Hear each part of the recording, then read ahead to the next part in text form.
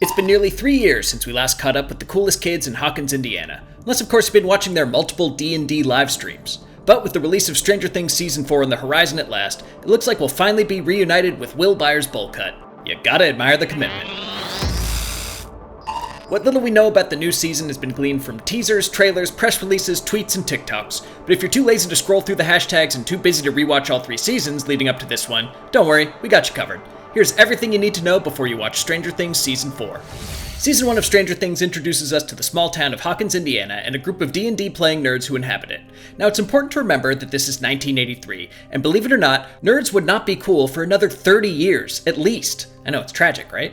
The Demogorgon! We're in deep shit! When one of these nerds by the name of Will Byers goes missing on the night of a mysterious power outage, the whole town goes on alert and tries to find him, including his best friends Mike, Dustin, and Lucas. But while they're searching the woods where Will disappeared, they stumble upon a decidedly not Will little girl with a shaved head and the number 11 tattooed on her arm. Turns out this sleepy suburb is hiding a dark secret, specifically that a federal research laboratory in the middle of the woods is conducting psychological experiments on children and dabbling with extra-dimensional physics for good measure.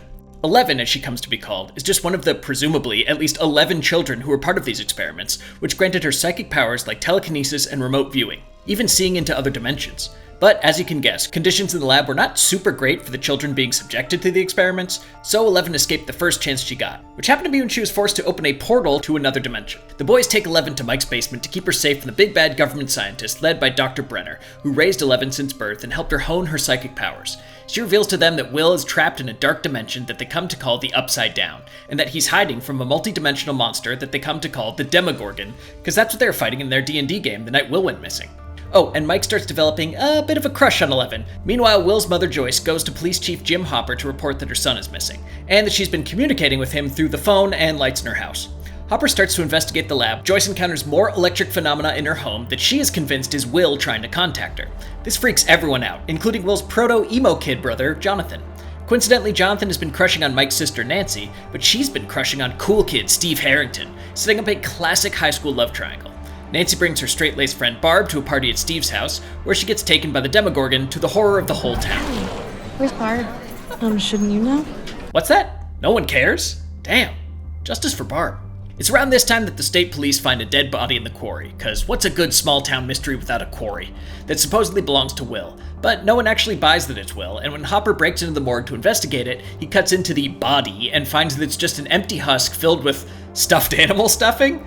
Wow, I totally forgot that was a plot point, and looking back 6 years later, no notes. Hopper punches his way through Hawkins' lab while 11 and the boys try to contact Will on the radio, and Joyce keeps trying to talk to him through an elaborate system of Christmas lights, graffiti, and the Clash. And it works! Except that she actually sees the Demogorgon coming through her wall, so she hacks it open with an axe, which doesn't help with the whole everyone thinking she's lost it subplot. Nancy and Jonathan investigate the disappearance of Barb, since apparently no one else could be bothered to give a crap, and find that Jonathan unwittingly snapped a picture of the Demogorgon, so naturally they arm themselves and prepare to bring the fight to the interdimensional monster. And because nothing says romance like some good old monster hunting, the two start canoodling, which pisses off Steve Harrington. They also put together that the Demogorgon is likely attracted to blood, since Barb had cut her hand at the party when she was taken, and Nancy was investigating a bloody deer when she was taken. Stephen and Jonathan start fighting over Nancy, which lands Jonathan in jail. After investigating the lab and finding his house bugged afterwards, Hopper starts to believe Joyce's crazy conspiracy theories, and the two start comparing notes. He realizes that while trying to track down Will, he's inadvertently been tracking down 11, who he believes is the kidnapped daughter of Terry Ives, a former test subject of Dr. Brenner's. The two go to visit Terry, who now lives in a catatonic state with their sister Becky, who tells them that Terry's stories of an abducted daughter were just delusions brought on by the psychological experiments. They go back to the police station to find Nancy and Jonathan there, and Hopper finally starts putting all the pieces together, deciding that they have to find 11 and the boys. The boys have found that having a telekinetic friend is very convenient when dealing with bullies, and also the federal government. They hide out from the lab goons at a junkyard, and just as they're about to get caught, Hopper saves the day. He brings them back to the Byers' house, and for a brief episode, all 3 storylines convene.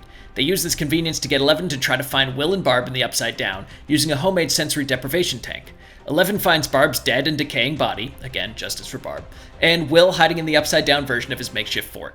The team concocts a plan whereby Hopper and Joyce will enter the Upside Down via the portal at Hawkins' lab, while Nancy and Jonathan will lure the Demogorgon away from Will using their own blood as bait, and 11 and the boys will, just kind of sit around. Yep.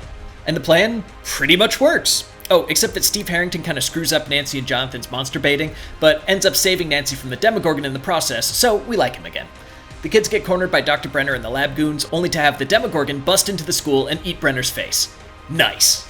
Joyce and Hopper find Will in the Upside Down with a very alien-esque tube down his throat. Hopper yanks the tube out and helps Joyce resuscitate Will, while 11 bravely sacrifices herself to defeat the Demogorgon. I'm just kidding, she survives, because the show got renewed for another season. You can't have Stranger Things without 11, otherwise it'd just be things. But we'll get to that in season 2. For now, season 1 ends with things and Hawkins going pretty much back to normal, except that Will coughs up a slimy, upside-down slug monster that wiggles its way into the town's sewer system, and he has random flashes of visions into the Upside Down now, neither of which are gonna come back, I'm sure. Season 2 starts almost a full year after the events of the first season. The boys are still nerds playing the latest dungeon-based video game at the arcade, Will's still having visions of the Upside Down, which now include a kinda tentacly shadow monster thing, and Barb is still dead. But it seems that the Duffer Brothers saw the hashtag and decided to actually make her death a significant storyline this season. What is the internet for if not bullying creators into catering their art to the loudest fans? Anyway, while at the arcade, the boys discover that someone with the pseudonym Mad Max is beating all their high scores. Turns out Mad Max is actually Maxine, a skateboarding tomboy from California who recently moved to Hawkins with her psychopathic stepbrother Billy. Some other new faces include Murray Bowman, a local conspiracy theorist who's caught wind of the happenings of season 1, but thinks it's all a Soviet plot to infiltrate Hawkins for some reason. Murray's been employed by Barb's parents to investigate her disappearance, which he assumes is connected somehow, but he hasn't been able to put it all together yet. There's also Joyce's new squeeze, aptly named Bob Newby, who's way too good of a guy to not be killed off by the end of the season. I mean, too good to be true. Yeah, that's what I said. Nothing else. We also learned that Hopper's been looking after 11 since her quote-unquote death. See, when she defeated the Demogorgon, it simply sent her to the Upside Down, and when she got out, she went into hiding for fear of the Hawkins lab goons finding her. So she hid out in the woods for a while, surviving off squirrels apparently, until Hopper eventually took her in. But Hopper knows that if anyone sees her, she'll be immediately whisked off like E.T., so he forbids her from ever leaving his cabin in the woods. That doesn't stop her from using her psychic powers to spy on Mike, though, eventually sneaking out of the cabin to see him in person. While she's out, she's spotted by a mother and daughter who report her to the police. Since Hopper is a police, he finds out and grounds her indefinitely. But how do you ground a psionic preteen? Well, you don't. So 11 trashes the whole cabin and in the process finds his research about her mother. Will's visions get more and more frequent, leading Joyce and Hopper to bring him to see Dr. Sam Owens, who's taken over for Dr. Brenner at Hawkins' lab since the latter got his face eaten off last season. Dr. Owens tells them that Will's visions are simply a symptom of PTSD and there's nothing to worry about. We also see that Dr. Owens has been overseeing the lab's efforts to destroy the gate to the Upside Down. During one of Will's visions, he actually gets possessed by the shadow monster, causing him to act even weirder than before. What? He likes it cold. He also starts drawing weird sketches, which Joyce figures out all connect somehow, so she naturally tapes them all up around her house. What a supportive mom. Hopper begins investigating a mysterious phenomenon that's causing crops to rot overnight, and is leaving some sticky stuff on trees in the area. By now we've established that sticky stuff equals upside down stuff, so Hopper naturally brings the case to Dr. Owens to look into, while he literally goes digging for answers. This lands him in a network of underground tunnels that appear to be some kind of extension of the Upside Down into our dimension underneath Hawkins. Will sees Hopper trapped in the tunnels in one of his visions, so Joyce implores Bob the Brain to help her decipher Will's drawings and find Hopper. Bob figures out that Will's drawings actually depict the very same tunnels that Hopper was investigating, and the whole crew, including Mike, go to rescue Hopper, right at the same time that Dr. Owens' lab dudes find him as well. They try to burn the growth of the Upside Down, but find that this sends Will into a paralytic shock. And hey, remember that slimy thing that crawled out of Will's mouth at the end of last season? Well, it grew up while it was living in the sewer for a year, and eventually found its way into Dustin's trash can. Dustin starts to look after the little slimy boy, whom he affectionately names D'Artagnan, or Dart for short, and shows it to the rest of the party. Will recognizes Dart as the thing that crawled out of him, because that's not something you just up and forget, so the party determines that it's probably a bad thing from the Upside Down. Unfortunately, Dustin's grown attached to the little guy, so he keeps it in his room and takes care of it in secret. But he finds that the more he feeds it, the bigger it grows, the hungrier it becomes, until it eventually grows big enough to break out of its tank and eat the family cat. So he traps it in the cellar and tries to call the rest of the party, but Lucas is busy spilling the beans to Max about all the weird stuff that happened last year, and Mike is busy helping Will deal with his shadow monster problem. Feeling real bad about Barb being dead and all, Nancy and Jonathan hatch a plan to expose Hawkins' lab for all their crimes. They secretly record Dr. Owens admitting that the lab was responsible for Will's disappearance and Barb's death, which they bring to Murray as evidence. Murray responds to this evidence by getting drunk and trying to get the two teens to bang, which is creepy, but it works, and yeah. It's kind of the end of that storyline, but it's important that you know that they totally did it. So, moving on. 11 goes to find her mother and reveals to her Aunt Becky that she is, in fact, her mother's lost daughter. In doing so, she finds out that her given name is Jane. While she's there, she enters her mother's mind and sees her memories of being tortured by Dr. Brenner and his goons. Her mother uses her own psychic abilities to lead 11 to clues about another girl who was part of the experiment. Using her remote viewing, 11, aka Jane, finds the girl named Kali, who is all grown up now and is leading a group of punks whose names you don't really need to know because this subplot literally never comes up again. Kali leads this band of misfits on missions to take revenge on the people in their lives who've wronged them, including the people who work for Dr. Brenner. 11 uses her abilities to find one of these men, specifically the one who electroshocked her mom's brain into mush, but when push comes to shove, she can't pull the trigger and kill the guy. He also claims that Dr. Brenner's still alive, but like the rest of this subplot, this never comes up again. So will we see him in season 4? Who knows? The cops track down the lovable band of murdering misfits, and as they're escaping, 11 has visions that her friends are in trouble, so she bounces. Out of other options, Dustin recruits none other than Steve Harrington to take care of Dart, but wouldn't you know it, the little rascal escaped the cellar by tunneling through the ground. Turns out a bunch of these little demo dogs have been breeding in the underground upside down, and the Mind Flayer, who's now taken full control of Will, lures the Hawken lab scientists there to be attacked by the demo dogs, who proceed to besiege the entire lab. Dustin and Steve meet back up with Lucas and Max and track Dart back to the lab, where Jonathan and Nancy also happen to be just arriving, right as the whole crew inside the lab decides to get out of Dodge because of all the demodogs. Oh, and Bob gets got by the demodogs who have a feeding frenzy on his body. Justice for Bob. Everyone else hightails it back to the Byers' house, including 11, who's gone full goth mode, where the D&D nerds put together that the Shadow Monster is basically a Mind Flayer, i.e. if they kill the Mind Flayer, they kill the demodogs and destroy the tunnels. Problem is, the Mind Flayer is literally inside of Will, so they devise a plan to draw it out by exposing Will to heat, while Hopper brings 11 back to the gate to use her powers to close it for good, and Steve and the kids go to the hole that Hopper dug in the tunnels to draw out the demodogs away from the gate by setting fire to the tunnels. Long story short, it works. Once the dust settles, Murray's leak of Jonathan and Nancy's evidence gets the lab shut down, Dr. Owens gets 11 a birth certificate so she can begin to live a normal life, and the kids all get dressed up to go to the snowball dance. But in the final shot, we see that the Mind Flayer is still very much alive in the Upside Down. Bum bum bum! Whew, you good? Need a breather? Well, too bad. These kids aren't getting any younger and we got a whole other season to cover. Season 3 starts by showing us that Russians were trying to open their own portal to the Upside Down back in '84, but were unsuccessful, with the general ominously telling one of the scientists that he has 1 year to fix the machine. 1 year later, our boys are in the throes of passion, with Mike and 11 macking 24/7. Lucas and Max in a relationship apparently based on mutual insults, and Dustin home from summer camp bragging about his new girlfriend he made there named Susie, who apparently lives in Utah. Leaving Will as the only eligible bachelor among the party. Too bad all he wants to do is just play D&D with his bros again.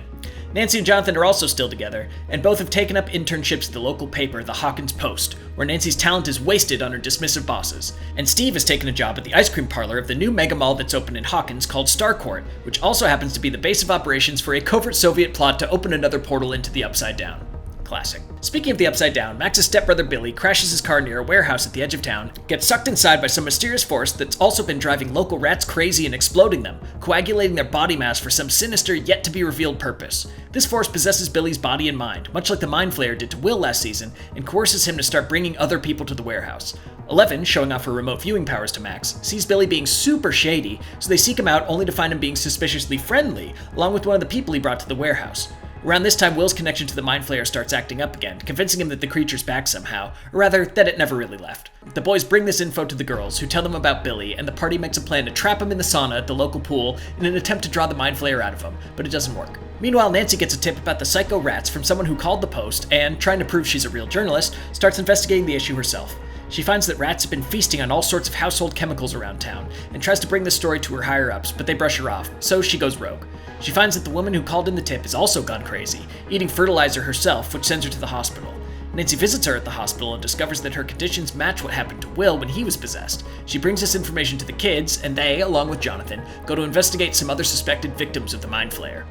Dustin, trying to chat with his girlfriend using a high-powered radio he built at camp, inadvertently intercepts a transmission from the secret Soviets, which he decodes with the help of Steve and his coworker Robin. They also determine from the music in the background that the transmission came from the mall itself. Robin cracks the code and the three of them stake out the mall at night to see some mysterious packages being taken to a secret room in the mall. They recruit Lucas's little sister Erica to crawl through the ventilation system into the secret room, which happens to be a freight elevator, which the whole group rides down into the bowels of the mall where the Soviet operation is fully underway. They see the machine that the Russians are using to open the gate, but are swiftly besieged by Soviet soldiers. Dustin and Eric are able to escape back through the vents, but Steve and Robin are not so lucky. After they get drugged by the Russians trying to get information out of them, they're saved by Dustin and Erica, and the whole gang hides out in the movie theater. Joyce once again becomes concerned with electromagnetic phenomena in her home, this time the fact that her fridge magnets keep losing their magnetism. Of course, she thinks it has something to do with the lab, so she and Hopper go to investigate, where Hopper gets knocked out by some goon with a motorcycle. Turns out Hopper saw the same goon at the mayor's office, so he heads there and commits some light blackmail and torture to find out that the mayor's been working with some mysterious businessmen to buy up land near Hawkins. They go to one of these properties and find some Russians being all Russian and stuff. Hopper fights with the motorcycle guy and escapes, taking one of the Russians hostage. They figure out that the guy's name is Alexei and decide to take him to the town's resident Russian conspiracy theorist, Murray Bowman. Hopper, with the help of Murray's fluency in Russian, interrogates Alexei and finds out about the Soviets' portal-making machine, which he calls the Key. Hopper leaves a message for Dr. Owens asking for backup at Starcourt Mall, and Joyce convinces them all to go find their kids to keep them safe from whatever may be coming out of that new gate. Nancy, Jonathan, and the kids all go to the hospital, only to find that more of the Mind Flayer's victims are waiting to ambush them. Nancy and Jonathan manage to kill 2 of their own coworkers and become possessed, but as soon as they do, their bodies dissolve into human goo that quickly coagulates into a little mini Mind Flayer. 11 force pushes the mini Mind Flayer out the window, but the human goo that it was made of slithers into the sewer and back to the warehouse where the Mind Flayers assembled a whole army of Mind Flayees, or the Flayed as the party calls them. 11 uses her powers to spy on Billy and dive into his memories while she's at it. This backfires when the Mind Flayer senses her and calls all of the Flayed to the warehouse, where it uses their bodies to form a goo monster version of itself. The goo monster Mind Flayer finds the party and attacks, but 11's able to injure it enough to give them time to flee. While stocking up on supplies, including fireworks to fight the Mind Flayer, Mike is contacted by Dustin over their radios, but Dustin's dies before he can give his location. 11 uses her powers to find that Dustin's at the mall, so the whole group heads there to help him. They arrive just in time for Hopper, Joyce, and Murray to get there too. Oh, and Alexei got shot by the Russian Terminator guy at the town's Independence Day fair and died. Justice for the... whatever, never mind. The group hatches a plan for Hopper, Joyce, and Murray to go down to the lab to disable the key, with the help of Steve, Dustin, Robin, and Erica on Dustin's radio, while the rest of the party hide out at Murray's place. Unfortunately, Billy's already arrived at the mall and cuts off their exit. 11 tries to help them, but finds that, ruh-roh, her powers seem to be gone. The Mind Flayer arrives at the mall, and the party all try to fight it off, but Billy captures 11, intending to deliver her to the Mind Flayer. 11 uses her knowledge of Billy's memory to snap him out of his mind prison, and he sacrifices himself to save her, right as Hopper sacrifices himself to save Joyce, who disables the key which incinerates the Russians in the lab, and presumably Hopper too.